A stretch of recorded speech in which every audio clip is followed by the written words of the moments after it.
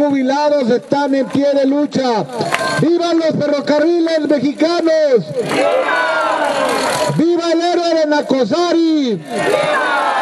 ¡Viva el sindicato ferrocarrilero!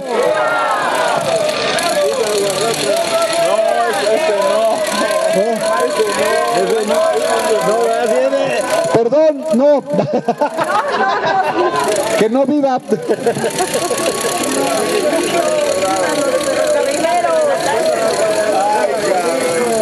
La delegación de Guadalajara.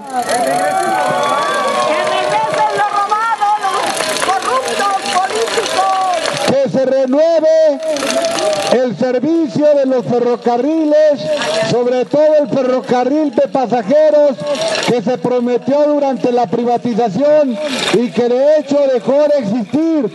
Esos son los resultados del neoliberalismo mexicano que dio al traste con toda la infraestructura ferrocarrilera. La mayoría de las líneas que eran de pasajeros, ahora algunas son de carga y otras ni siquiera existen. ¡Vivan los ferrocarrileros mexicanos!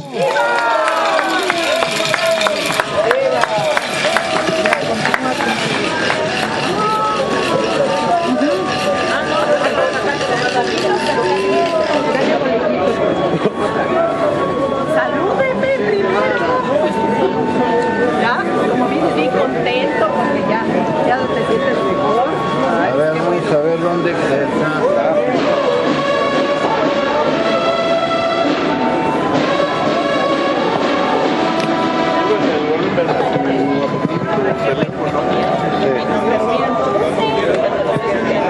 La mayoría de los estados.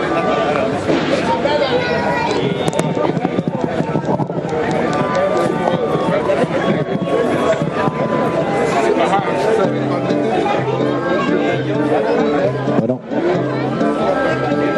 no se oye.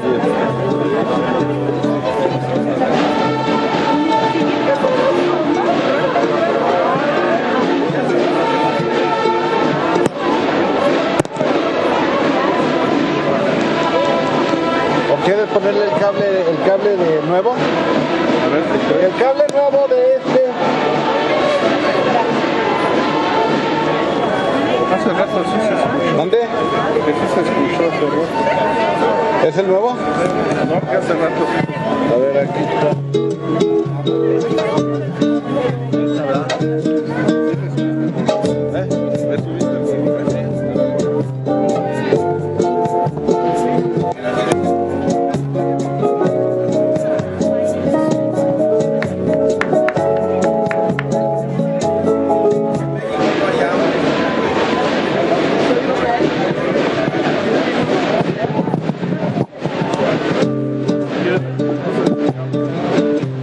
No, ya con...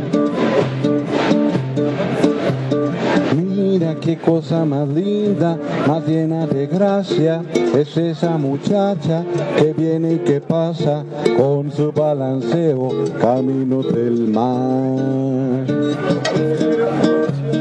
Ella de cuerpo dorado, del sol de Ipanema, y su balanceo es todo un poema y nunca lo mira siquiera al pasar. Ay, él se siente tan solo.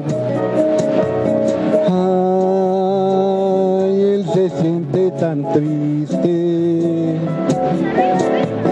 Ay, la belleza que existe, la belleza que no es solo suya y que sueña y quizá que le arrulla. Oh, si ella supiera que cuando ella pasa el mundo sonriente se llena de gracia con su balanceo camino del mar. Mira qué cosa más linda, más llena de gracia, es esa muchacha que viene y que pasa con su balanceo camino del mar. ella de cuerpo dorado del sol de Ipanema y su balanceo de todo un poema, y nunca lo mira siquiera al pasar. Ay, él se siente tan solo. Ay, él se siente tan triste. La belleza que existe, la belleza que no es solo suya y que sueña quizá que le arrulla.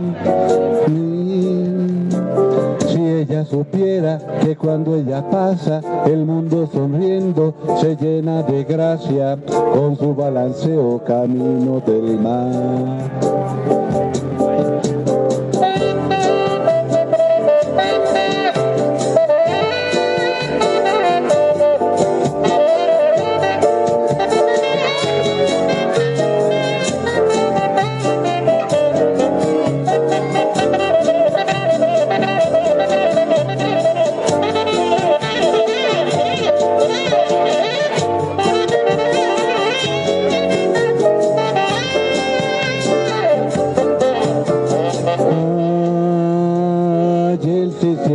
Tan solo, ay, él se siente tan triste, ay, la belleza que existe, la belleza que no es solo suya y que sueñe quizá que le arrulla.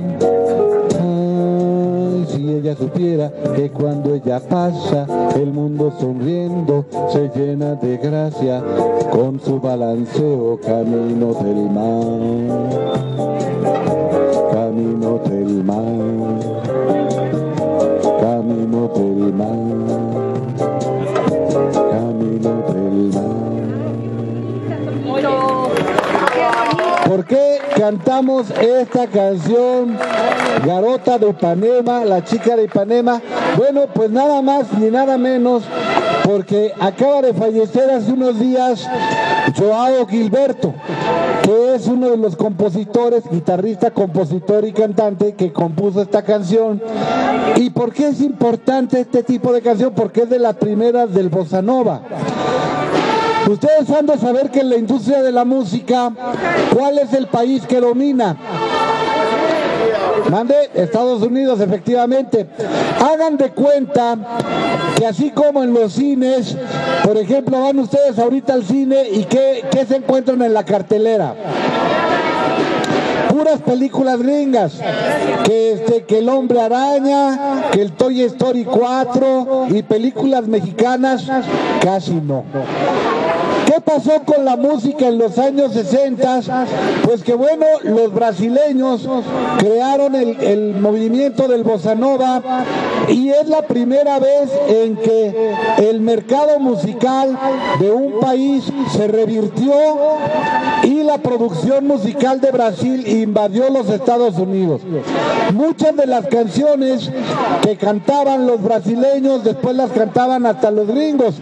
Incluso esta canción de la chica de Ipanema la llegó a cantar hasta Frank Sinatra y personajes de ese tipo. Todos la cantaron.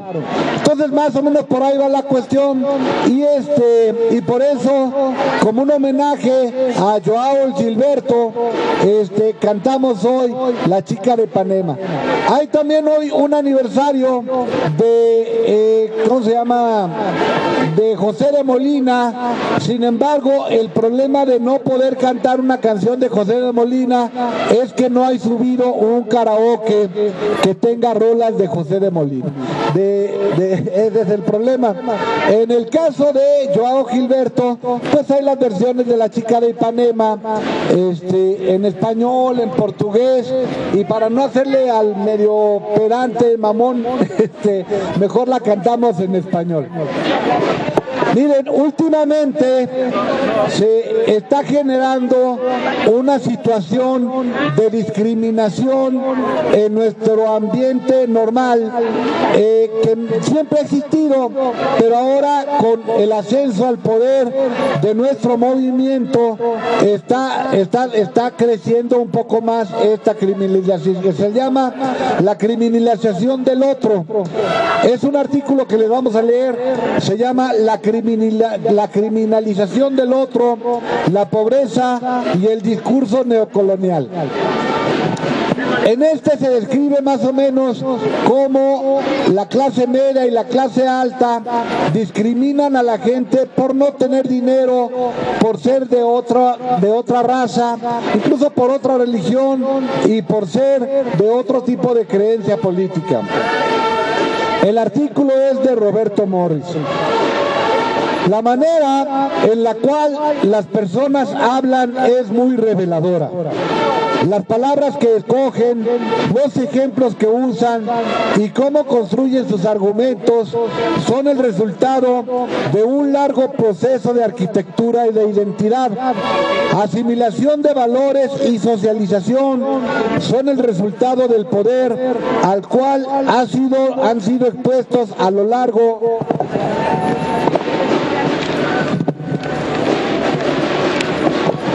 de su vida en el orden del discurso. Michel Foucault plantea que el poder se logra en la medida en que un discurso o ideología se acepta y se normaliza dentro de una sociedad. Los discursos de poder buscan dejar claro y por separado qué es lo que la sociedad o cultura considera normal y aceptable y qué es lo que considera indeseable o rechazable. Hago mención de esto porque desde que iniciaron las campañas políticas en 2018 he notado en mis redes sociales un cambio pronunciado del discurso entre personas de las clases medias, altas y acomodadas de nuestro país. Con esto no me estoy refiriendo a la polarización política de chairos y fifís. Esta riña discursiva me parece algo normal entre dos grupos políticos antagonistas. Algo así como los insultos que cuando cruzan dos hinchas del fútbol, desagradable, a veces violenta, pero contenida. Si es como cuando alguien le va a la América y otro le va al Guadalajara y se ponen a pelear. Incluso yo tengo un sobrino que es hincha, o sea, es un fanático de los, ¿cómo se llama? De los Santos, del Santos de la Laguna, que cuando ganan son los Santos de Durango y cuando pierden son los Santos de Torreón. Bueno, en este caso él se pone su camiseta y una vez andábamos en Monterrey, se pone su camiseta de la Laguna, dice, a ver si nadie me dice nada, a ver si nadie... Bueno, pues ¿para qué? Pues nada más como provocando, porque dice, a ver si los de Nuevo León no le hacen nada. Este es un discurso pues hasta cierto punto de competencia deportiva, que a veces llega a grados de violencia muy grave, pero contenida. Yo hago referencia a cómo un creciente número de individuos retratan a personas de un nivel socioeconómico y sociocultural más bajo. Estas personas justifican sus críticas a través de resaltar la percibida ignorancia y pobreza del otro. Esto es muy común, hagan de cuenta, por aquí vemos pasar a mucha gente indigente. Regularmente nosotros somos muy tolerantes, no sé si se han fijado de eso. Hay gente que incluso ni siquiera les puede dirigir la palabra. Aquí cualquier indigente que llega, se le da su cafecito, se le da su ¿cómo se llama? Su bolillo, y lo agradecen o no. Algunos están piantados, ahí esa es una enfermedad, y bueno, pues ni modo, o sea, están orates, tienen problemas mentales, algunos son agresivos, pero en general la mayoría trata bien a la gente, en su mayoría. Hay veces en que los que nos vienen a agredir pues no son bien vistos, pues. A través de externar prejuicios que estaban latentes mientras ellos percibían tener el poder y el control del país. Antes de continuar, quiero aclarar y recalcar dos puntos. Primeramente, este texto no es una apología de las decisiones políticas y públicas que se buscan implementar desde la llamada Cuarta Transformación, 4T. Hay muchas maneras de criticar decisiones políticas. Hay muchos ciudadanos, intelectuales y periodistas que critican a este gobierno de manera puntual sin recurrir a expresiones discriminatorias o racistas. Sin embargo, un sector de la sociedad incluye en su crítica la discriminación y el racismo a la hora de argumentar, que de hecho no es un argumento. Es un discurso basado en el miedo y no en el desacuerdo o la razón. En segundo lugar, este escrito no pretende ostentar ser una investigación académica, sino una pieza de opinión y observación que pudiera dar pie a investigaciones rigurosas.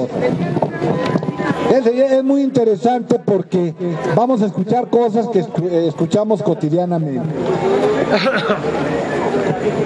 En 1978, Edward W. Said publicó Orientalismo, una obra que analiza la manera en la cual los poderes colonizadores occidentales produjeron una imagen estereotipada del Oriente. Fíjense bien, si ustedes ven películas gringas, regularmente la mayoría son bastante discriminatorias, incluso si analizan y ven los créditos, o sea, las letras de al final, ponen música fulanito de tal, y luego después en algunas ponen, cuando se trata de una película que se desarrolla en África o en el continente asiático, ponen música étnica. A ver, esto de música étnica es música de grupos diferentes a los gringos. Como son los gringos no hubiera étnicos. O sea, de hecho todos somos étnicos. ¿Por qué? Si nosotros somos mexicanos, aquellos son estadounidenses, aunque ellos se llaman americanos, y ahora quieren decir que los americanos güeros son los mejores en comparación con los que quieren deportar, que son los mexicanos, aunque a la hora de la chamba, ahorita ya lo están sintiendo, todos los mexicanos no salieron a la calle porque tienen miedo de que se los lleven los de la migración. Bien, esta construcción cultural, ejemplo de la imposición y normalización del significado que nos presenta Foucault, se materializó en un discurso colonial, un discurso que justifica y racionaliza la colonización a través de presentar a los colonizados como seres salvajes. Si ustedes ven las películas de Tarzán, ¿quién de ustedes vio películas de Tarzán cuando era niño? ¿Quién era el bueno? No, pues Tarzán. ¿Y por qué era bueno Tarzán? Porque era blanco y porque gritaba ¡oh! Y cuando gritaba Tarzán, ¿qué les pasaba a los negros? ¡Ay, güey! ¡Ahí viene Tarzán! ¡Córrele, córrele! Todos corrían. ¿Por qué? Porque Tarzán le hablaba a los elefantes. ¿Quién era el único que era capaz de dominar a todos los elefantes y a los tigres y a los leones? Pues Tarzán. Llegaba a Bebe Miquila o Potongo Colongo, o sea, de los africanos, y no, pues esos se los comían los leones. ¿Por qué? Porque no podían gritar ¡oh! No, pues ese era el grito. Claro, a mí me contrataron para hacer el grito de Tarzán, han de saber.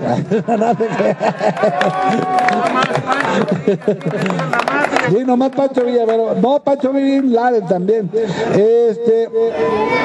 Y culturalmente inferiores, claro, llegaban los ingleses también en sus aviones, y Jane, pues también era la chava blanca.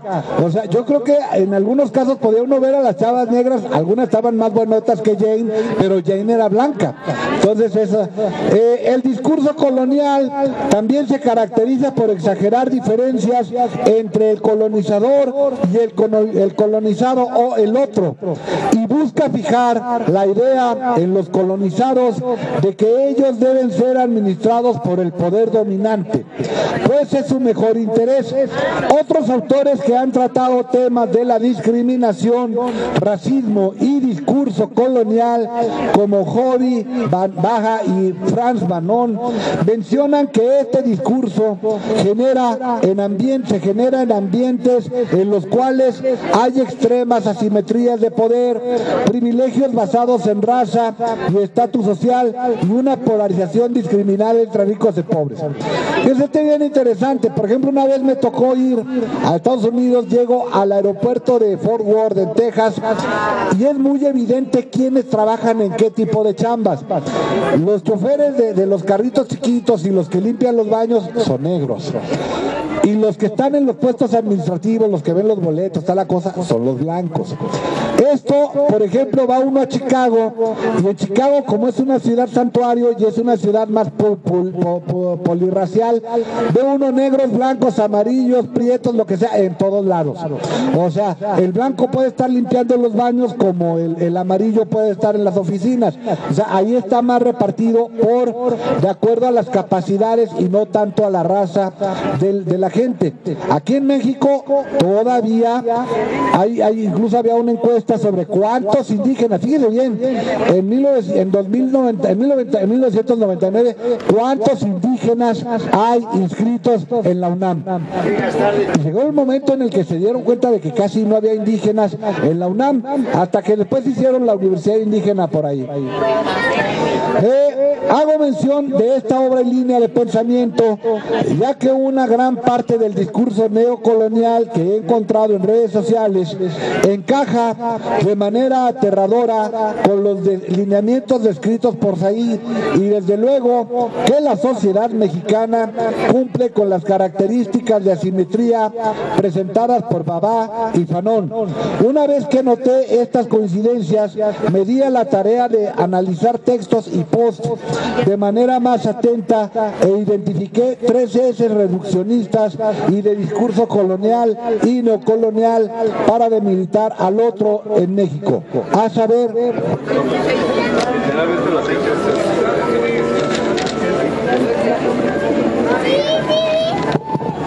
criminalización de la pobreza, discriminación por falta de educación, y C, discriminación por raza y clase social. Ejes reduccionistas: criminalización de la pobreza. La criminalización de la pobreza busca responsabilizar al pobre por ser pobre y así desestima cualquier acción o política pública diseñada para sus beneficios. Aquí unos ejemplos de esta narrativa. Fíjense bien cómo la discriminación se expresa en estereotipos como los siguientes: becas a que no hacen nada, no mamen, pinches holgazanes, así nunca van a querer trabajar, en referencia a los beneficiarios del programa Jóvenes Construyendo el Futuro. Es decir, un pobre no tiene derecho a tener beca, precisamente es el mejor beneficiario de la beca. Por ahí alguien decía, pues es que como demonios si los pobres son pendejos. No, eso es precisamente la discriminación. Hay también ricos mensos. O sea, si alguien hereda toda su fortuna, pues no es porque haya sido muy abusado o no la logró mediante... ¿Cómo? Ándele, exactamente. La compañera hace referencia a un expresidente de México que no sabía en qué lugar del país andaba y que confundía las provincias con las capitales de los estados. Fíjense bien, ahí va otro. Sin ofender, ¿cuántos de ellos tienen auto? Ahorita ellos no se han visto afectados directamente. Perdón. A través de expresiones de este corte se busca fijar el estereotipo de que el pobre es pobre por ser huevón y no por una multitud de factores socioeconómicos. Esto de que pues, es pobre porque no quiere progresar, pues quién sabe, ¿no?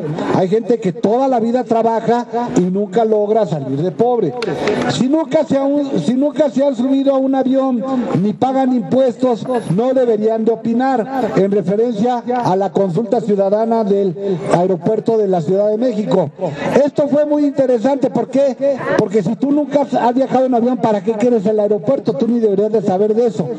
Entonces, en el siguiente dice, sin ofender, ¿cuántos de ellos tienen auto? Ahorita ellos no se han visto afectados directamente. Comentarios referentes a las encuestas que se presentaron sobre la aceptación ciudadana al combate al huachicol. Es decir, fíjense bien hasta dónde llegan, algo que perjudica a todos, tanto el que maneja como el que no maneja, es discriminado por cuestiones de tener auto o no tener auto. Yo nunca en mi vida he tenido auto, pero eso no quiere decir que sea pendejo. O sea, el que no tiene auto es pendejo, pues está así. Eso sí es realmente discriminación. Y esto incluso tiene que ver en referencia, por ejemplo, a qué se considera ciudadano. Si ustedes ven películas gringas, para los estadounidenses, el momento más importante de su vida es cuando les dan su licencia de manejar. A los 16 años el chavo hace el examen, ya te dieron tu licencia y hasta pachanga hace. Aquí en México, cuando cumplen 18 y les dan su credencial para votar con fotografía. Entonces, para Estados Unidos es el ciudadano aquel que puede manejar, y aquí en México el ciudadano es aquel que puede votar. ¿Por qué no acabar con la plaga? Los tienen juntos. Comentario hecho sobre la imagen de un grupo de personas aprovechando un pozo clandestino que se derramó para recolectar gasolina. ¿Sí se acuerdan del accidente que hubo en diciembre, no?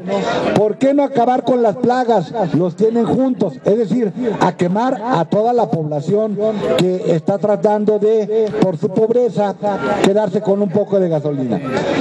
Con este tipo de argumentos buscan establecer a los pobres como ciudadanos de segunda. Los categorizan como un lastre para la sociedad o incluso insinúan violencia hacia ellos. Un eufemismo común en el discurso neocolonial es la utilización de los términos pueblo, pueblo bueno, pueblo sabio y bueno. Es común ver estas palabras entrecomilladas como una forma satírica menos obvia y políticamente correcta. Es decir, los pobres o nacos. Es curioso, pues este recurso se utiliza mucho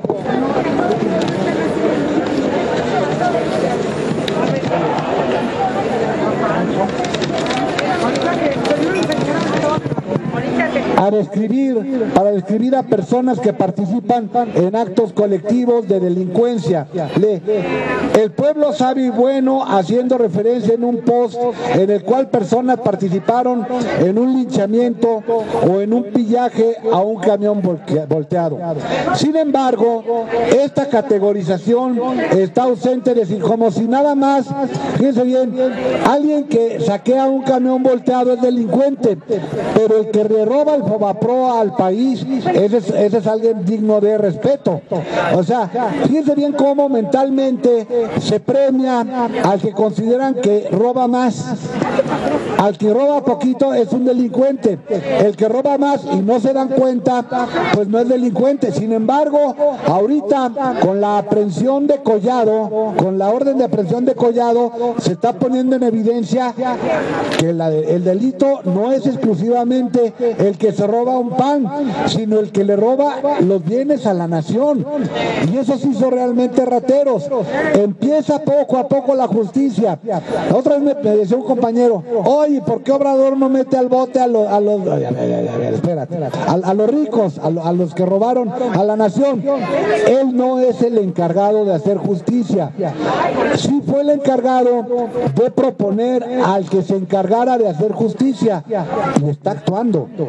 Extrañamente, por fin estamos viendo que hay también una orden de aprehensión contra un exgobernador de Chihuahua, y posiblemente al rato haya otra. No, sí está en el bote, el de Veracruz, ¿verdad? Ajá. Pero bueno, esos son casos muy aislados y es porque era demasiado evidente la corrupción. Sí, ya lo agarraron. Otra arma neocolonial es otra arma retórica neocolonial es el pobre bueno, o sea, aquel que se solidariza y vuelve complaciente con los estandartes de este grupo. Fíjense bien la forma de discriminar mentalmente establecida. Mi muchacha se despierta a las 4 de la mañana para que mi desayuno esté listo a las 7 y no se queja como esa bola de inútiles. Un usuario en referencia a un grupo de trabajadoras domésticas solicitando prestaciones. Fíjense bien, la muchacha, es decir, la trabajadora doméstica, debe de ser abnegada, debe de hacerle todo para que la señora o el señor no se quejen absolutamente de nada y tengan todo listo para que él salga de su casa a toda madre en todos los días y sin mayor problema. Y nos vale gorro, no nos importa si la trabajadora doméstica tiene hijos que atender, si ella tiene que dar el gasto aunque le paguen muy poquito. Había una película sudafricana en donde una negra se lleva las patas del pollo a su casa, porque eso no se lo comen en la casa de la patrona, y los hijos se comen con mucho gusto las patas del pollo, que las patas del pollo para muchos lugares no era el alimento predilecto, y los niños, ¡ay, qué ricas están las patas de pollo! Últimamente, fíjense bien cómo son los juegos de las transnacionales, últimamente están de moda las alas de pollo, es decir, en las cantinas y en las chelerías, alas de pollo, y ahí van la bola de mensos a comprar lo que antes casi se tiraba, las alas de pollo, y se las venden carísimas, enchiladitas. Pero bueno, pues cada quien compra de acuerdo a cómo va su situación. Otro ejemplo de esto es, yo salí adelante sin la ayuda de nadie y sin algún apoyo del gobierno. Un usuario del Twitter criticando a otro que promovía programas sociales. Es decir, los jóvenes no tienen, ni los adultos mayores, ni las madres solteras, ni los discapacitados deben de tener ayudas, y quién sabe, este señor que escribió eso a lo mejor nunca necesitó ayuda, o a lo mejor tuvo el apoyo de sus papás, o tuvo la suerte de tener buena chamba. Esta arma es importante porque busca que las personas en condición de pobreza asuman la culpa de su condición y la interioricen, absorbiendo de esto al concepto político, contexto político y económico que los envuelve. Bien decía Steph Biko, la herramienta más importante en las manos del opresor es la mente del oprimido. Por ahí había un dicho que decía, no hay, ¿cómo se llama? Oprimido más mejor que, no hay, ¿cómo se llamaba? ¿Cómo decía? Oprimido mejor que el oprimido que apoya a quien lo oprime. Es decir, sí, ni modo, hay gente que dice, pues qué bueno que mi patrón me está explotando. E incluso por allí había una película que le fue muy mal, la película que se llama Álamo con John Wayne, que le fue muy mal porque tiene una escena en la cual uno de los personajes es un blanco que tiene un esclavo negro, y cuando los mexicanos atacan el fuerte del Álamo, el esclavo negro que ama a su amo, cuando los mexicanos le van a disparar al blanco, el negro se interpone para que las balas que van contra el blanco le disparen a él. Esta escena es de lo más absurdo, el negro defendiendo al amo que lo explota y lo tiene sometido, pero bueno, es que es el buen esclavo, conforme con ser esclavo, y que además es el orden natural de acuerdo con los Ku Klux Klan. Esto, bueno, son situaciones que se dan. La criminalización de la pobreza es quizá la línea discursiva más utilizada para estereotipar a los pobres en México. Esta línea busca reducirlos a flojos, criminales y vividores. ¿Cómo se estereotipa a los mexicanos en las películas gringas y en las caricaturas gringas? ¿Cómo? Agachados. Siempre están con su zarape, con su sombrero grandote, con su zarape, sentados debajo de un saguaro y durmiendo.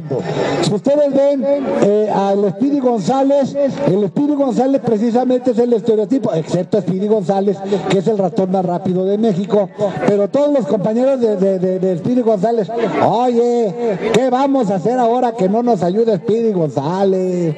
Todos están de huevones, todos están de flojos. Y bueno, el único que consigue queso para todos es Speedy González.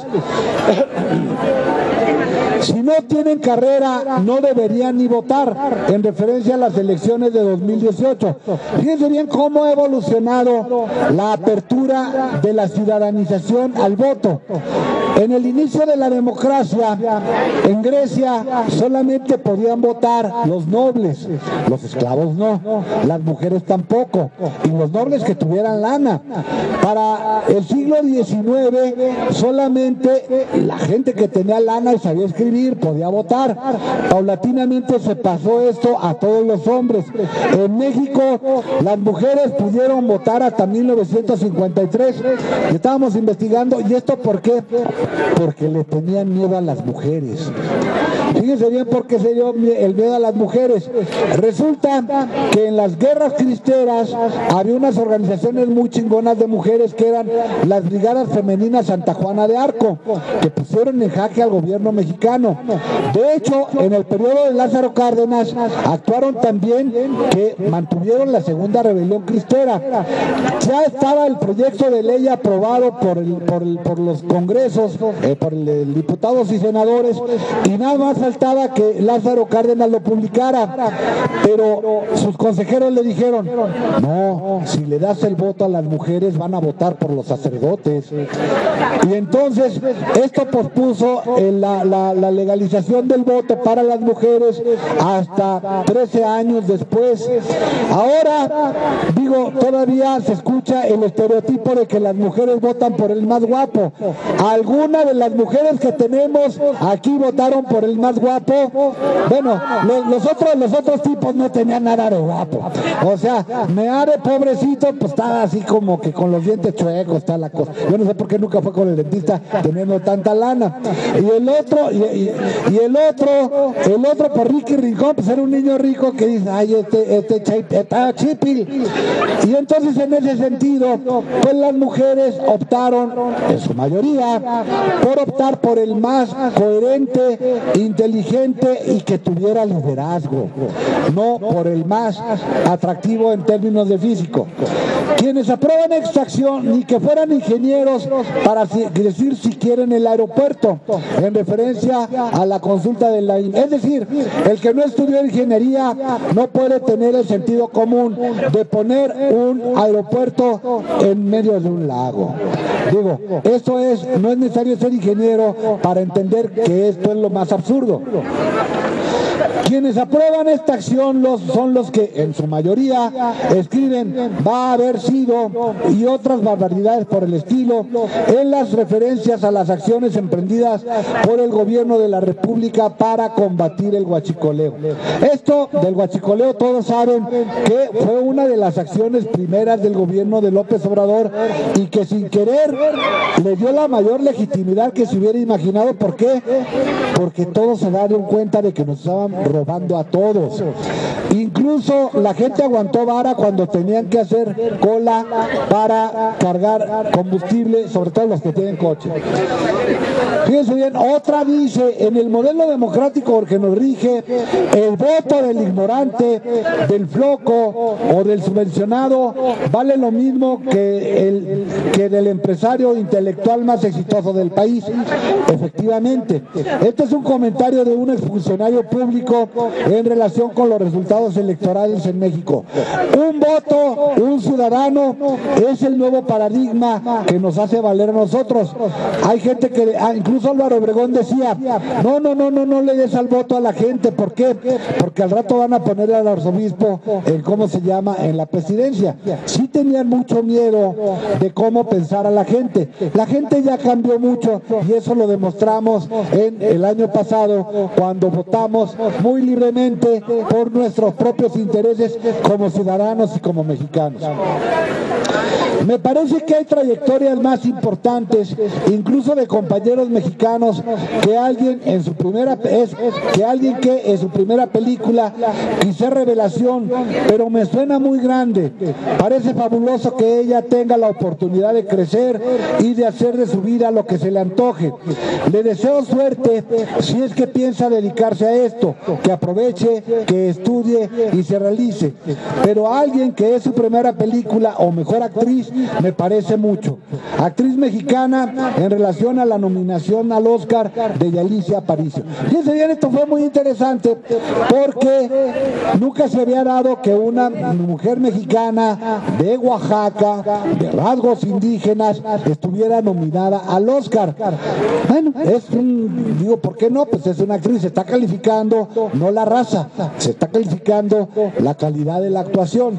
No ganó el Oscar, pero por ahí alguien, una compañera que tenemos por ahí decía, es que yo hice casting y en ese sentido el casting me descalificó y no me dieron el papel. Si yo hubiera tenido ese papel, a lo mejor sí hubiera ganado el Oscar. O sea, ¿por qué? Porque ella no era indígena, pero el papel era para alguien indígena. Es decir, las trabajadoras domésticas, la mayoría, ese es un estereotipo, la mayoría son de raza indígena en nuestro país. ¿Por qué? Bueno, también hay sirvientas güeras, por supuesto, ¿no? Pero bueno, el estereotipo es centrado mucho en ese sentido.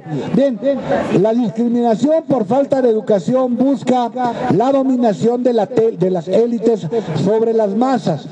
Es una manera de decir que debería ser tomada en cuenta su opinión y trabajo y no el de la gente carente de educación y que ellos saben que es mejor para la gente.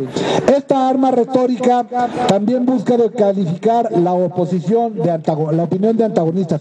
Fíjense bien, con esto de las sirvientas, hay veces en que se escuchan parlamentos como este.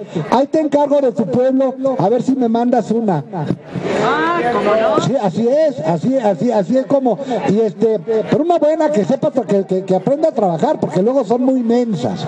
Entonces, bueno, ese es el tipo de discriminaciones que se hacen, y las toman como si fueran algo así como un mueble más de la casa, y son situaciones de discriminación que deben de, extrañamente a esas personas les molesta que el voto de la sirvienta sirva igual que el voto de la patrona. Esto sí para ellos es casi inconcebible.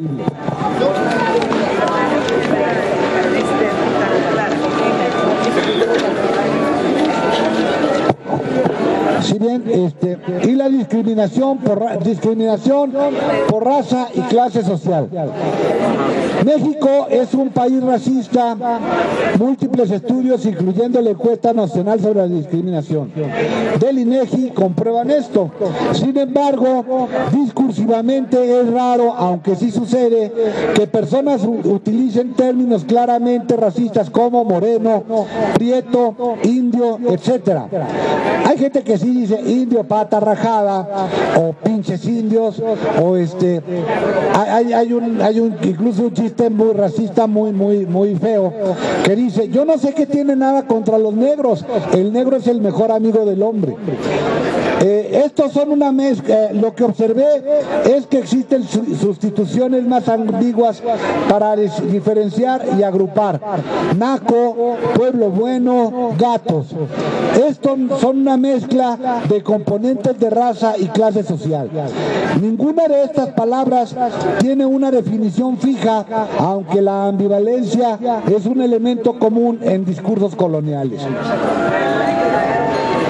Los entrevistados tienen auto y un trabajo que atender. Seguro entrevistaron a 500 nacos que usan el Metrobús. Es decir, todos los que usamos el Metrobús somos automáticamente nacos. Comentarios referentes a las encuestas que se presentaron sobre la aceptación ciudadana al combate al huachicol. Es decir, como nosotros no usamos gasolina, no tenemos derecho a opinar sobre el huachicol. ¡Qué pinche miedo! Si uno va a cargar gasolina el día que no le toca, pinches gatos seguro van a querer romperte la madre. En referencia a la sugerencia del gobierno de la Ciudad de México de cargar gasolina según el color de tu engomado.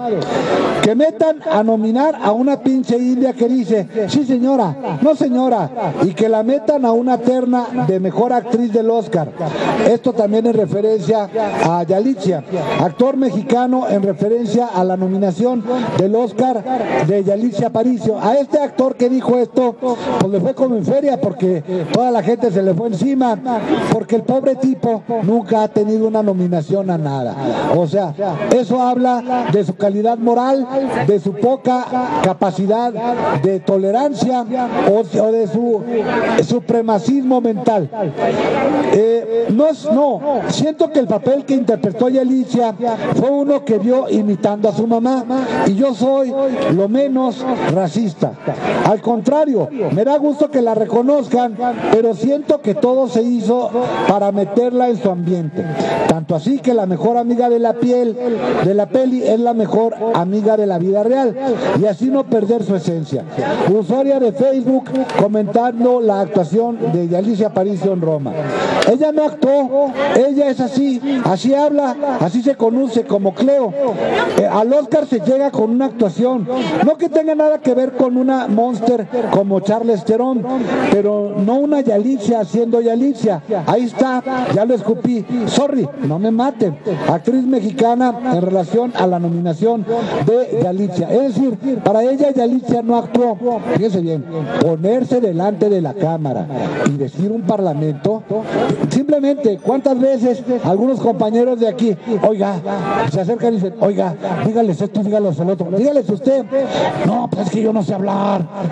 No, pues ¿qué está haciendo usted hablando? Sí, pero me da pena hablar con el micrófono. Hablar delante de las cámaras impone. Eso ya es actuar y decirlo bien, y además hasta entrar en un papel. Esta señora estaba discriminándola porque decía, pues ella es así. Sí, güey, pero no cualquiera se para delante de las cámaras a actuar como ella. Y actuar como uno es realmente bastante difícil, porque se necesita no ser hipócrita. De hecho, la actuación es mentir.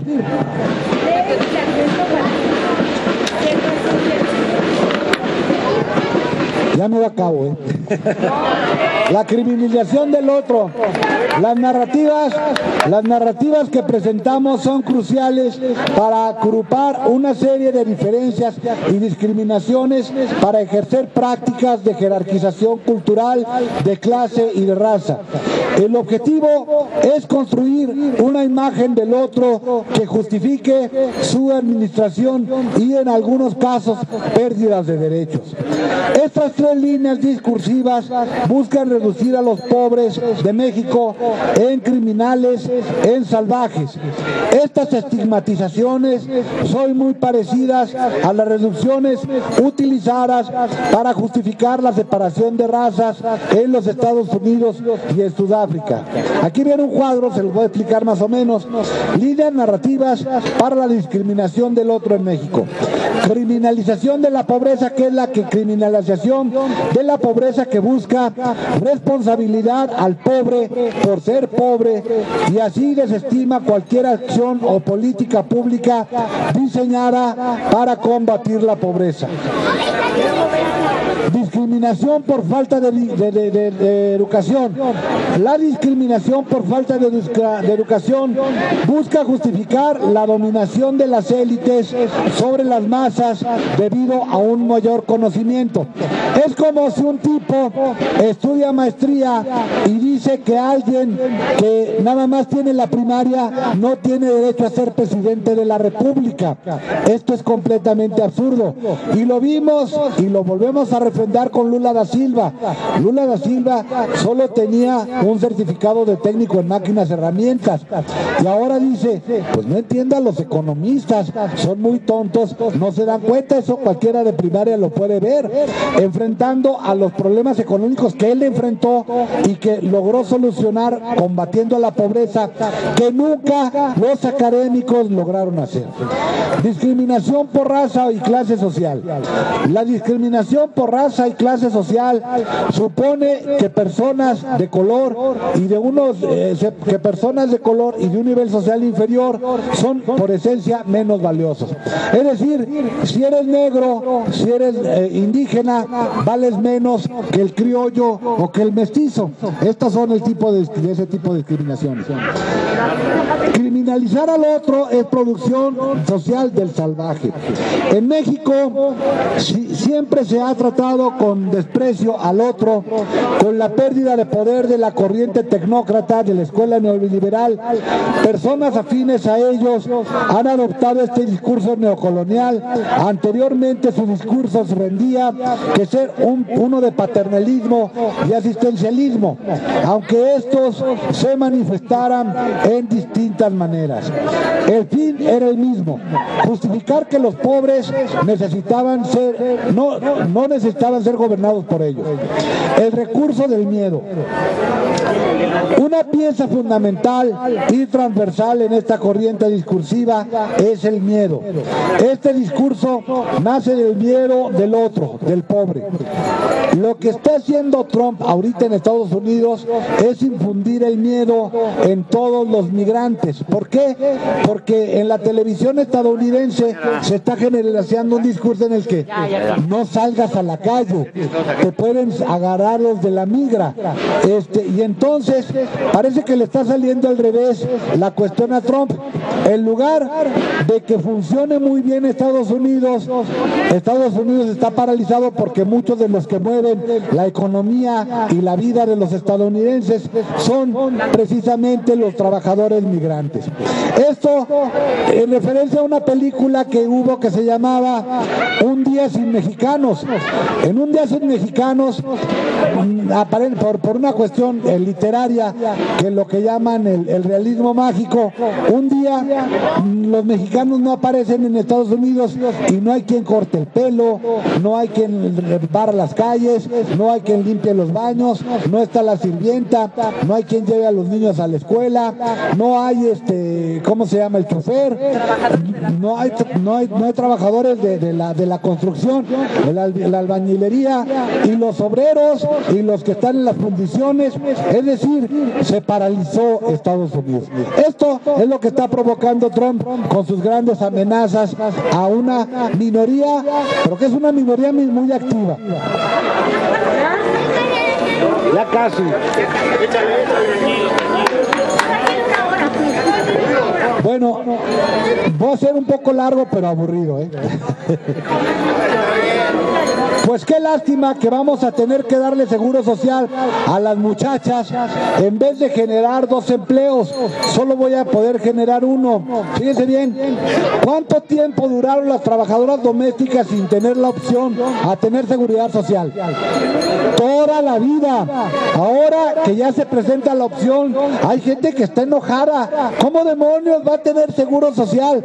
En la película esta de Roma aparece la patrona llevándola al seguro social, cosa que la verdad es realmente extraño y no se presenta. A simple lectura, uno podría justificar este comentario como racionalidad económica, pero también proyecta cierto miedo a perder estatus, el únicamente tener una trabajadora doméstica y ser más común. Esta razón quizá nos ayuda a entender por qué este discurso cobra cierta atracción en las clases medias, ya que si se llegara a mejorar la condición socioeconómica de los pobres, ellos serían los primeros en perder privilegios. Es decir, si alguien no tiene necesidad de chambear tanto, pues chambea menos, e incluso tiene chance de negociar. Oiga, yo ya quiero 2 días libres a la semana, o pedir, por ejemplo, súbame el salario, o métame al seguro, o pues yo me voy porque en aquel lugar me ofrecen seguro y aquí no. Cuando la gente tiene opción de mandar por un tubo algo que le perjudica por algo mejor, pues con la mano en la cintura se van. Y esto es una de las prácticas más comunes de un compañero que, oye, vas a perder la chamba. Dice, pinches chambas, de estas chambas donde quiera encuentro. Es decir, hay una depauperización de las chambas en nuestro país. El segundo eje del miedo es promoverlo. Como vemos, cualquier acontecimiento genera reacciones desproporcionadas que buscan aterrar a las personas y llenarlas de ansiedad. Buscan generar temor a lo diferente. Fíjense bien, otra opinión dice: en estos casi 50 días de AMLO, la gente que me encuentro en mi camino me dice: Fer, estamos muy preocupados y esto apenas empieza. Fer, eres nuestra voz, no dejes de señalar, de exponer, que no te callen, y acuérdate que somos más los buenos. Usuario de Twitter haciendo referencia a 50 días de gobierno de AMLO. Conclusiones, ahora sí ya vamos a acabar. El objetivo principal de este discurso neocolonial es la criminalización del otro, del pobre. En ese sentido, el pobre casi nunca tiene acceso a los medios de difusión. Ahora ya cada vez muchos traen su celular, ya le entran al Face, ya le entran al WhatsApp y cosas así. En ese sentido, se busca